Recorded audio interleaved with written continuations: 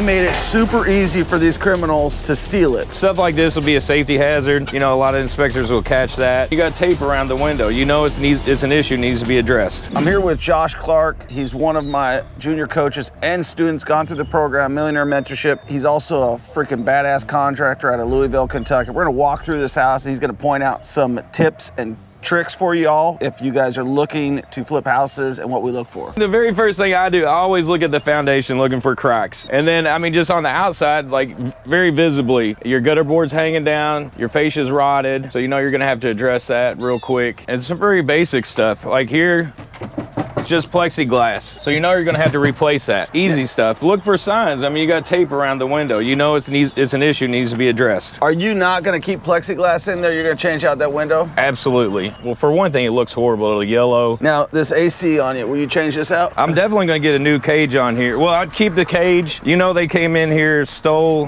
the AC unit. I'd put the cage back on it, get rid of the locks, and just tack weld it on there. If you're putting a brand new unit, it won't need to be serviced for years besides being hosed off and clean. What these guys did is they put this cage up on here, right? Yeah. Oh yeah. So they put this cage up on here and they made it super easy for these criminals to steal it. Here's a lock right there. All they did is come in with some bolt cutters and said, thanks for the AC unit. I'm gonna go recycle that and get my $5 worth of metal. Yeah, and so the tack welder is just gonna make it, and chances are they're not bringing a grinder with them. If they are bringing a grinder, they're making a lot of noise, and all you're doing to get that off with the AC cage is just little force and done. Are you doing anything with this? Oh yeah, stuff like this will be a safety hazard. You know, a lot of inspectors will catch that. You're also gonna look for rot on your deck outside. You get up, I mean, this one has easy access underneath the deck, so I'd glance up under there, see if there's any rot, and feel the handrail, see if there's anything else is loose. Address your safety concerns. What about this cinder block? Does that look like a good foundation? It's a pretty solid foundation. That there actually isn't even part of the foundation. We looked at the house yesterday. It's just trying to block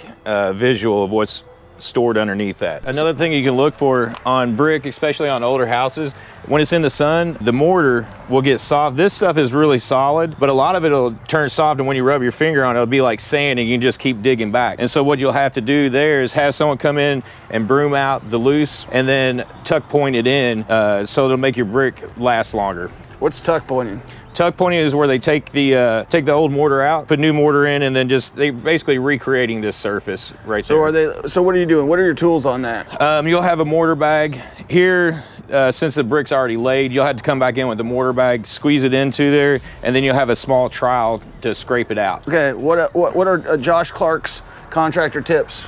The very first thing I do whenever I walk up to a house is I take a step back and look at the roof. You know, a lot of times you try to find your best vantage point, so you're gonna look for any rolling unevenness in it, and then also you're gonna look at the age of the shingle, see if it needs to be replaced. When you're inside, you're looking for water spots in the ceilings to see if there's any leaks, and then if you do see water spots inside, of course, I always go outside and try to find the point that correlates, right above it, see if you can find the issue. Maybe you can just do a patch job, or if the roof is too far gone, you're gonna have to do a full replacement. So as we're walking around this house, and you're looking at stuff cosmetically, what do you think the best way to enhance this house cosmetically is? This siding is actually not that old, so pressure wash that. The windows, when you replace the windows, they're gonna put the aluminum white wrap around it. Pick a great color to make the porch stand out. You can see where they've already done some tuck pointing. Yeah. Where there was a step crack. Right. So you can tell right here, at this point over is out of level. So this side has settled just a little bit and created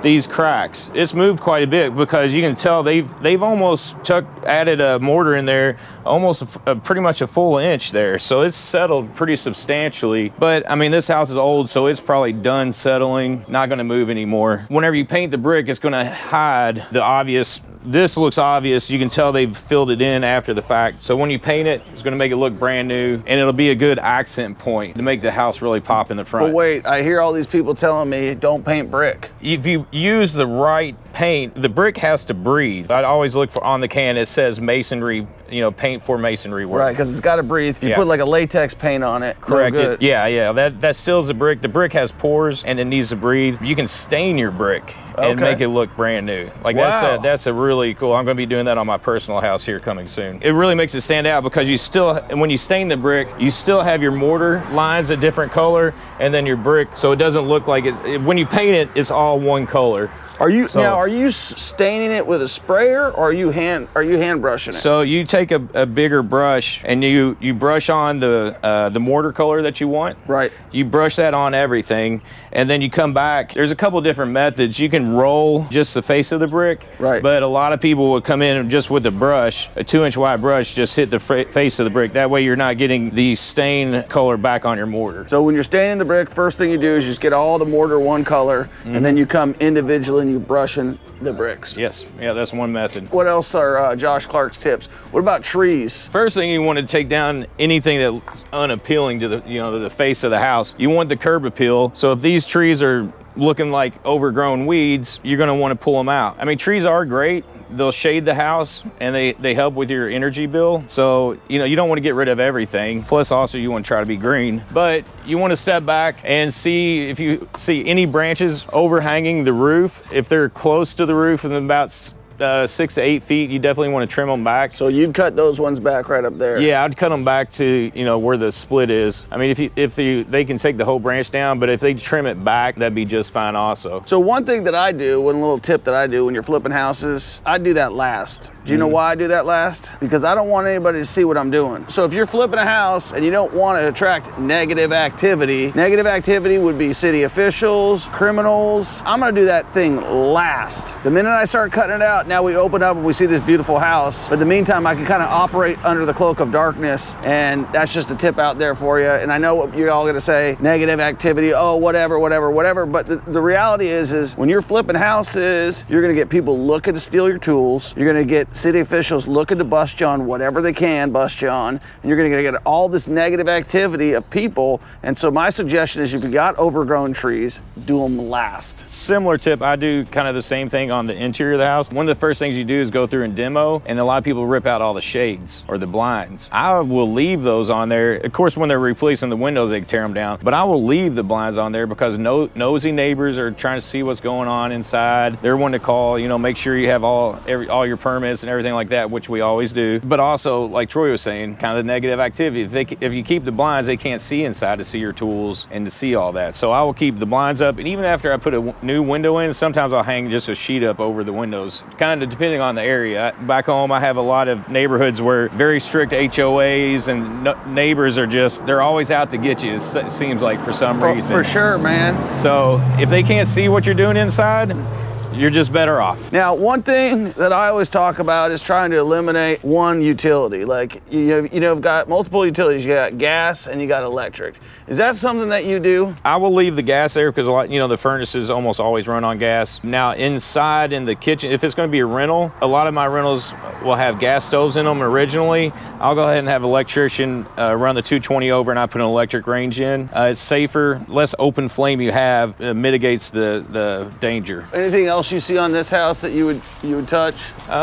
Yesterday when we were here, we noticed kind of a large, well, it's not the basement, but kind of a crawl space. So I will try to go into the crawl space and look inside. Whenever I walk in, of course, I'm smelling. If it smells musty and moldy, you have a water issue there. You either have drainage issues outside or you have a leak inside. So kind of try to look around that, where the bathroom is, try to look underneath there, because you're gonna have to mitigate that. Either spray it with mold spray. Look for any termite damage on the inside. On the floor joists, that's where they mainly will get in. You can look for the mud tubes going up the brick to get to because the termites will build the tubes to get to the wood, and that's kind of a telltale sign for it. This is still pretty solid, but you can see here, after a while, it's gonna become more soft and become more sand-like. This is still solid though. Does the paint protect it? Yeah, oh yeah, it'll protect it, because what it is the sun that wears on it, just like everything. It wears your skin, it wears the skin of the brick and mortar. All right, guys, if you're looking to get started investing in real estate and you want to learn from guys like Josh, learn from guys like me, we're out in the field here in Birmingham, Alabama. We're all learning from each other. I pick his brain too, because he knows a lot about construction. Schedule a call, follow us, share, subscribe.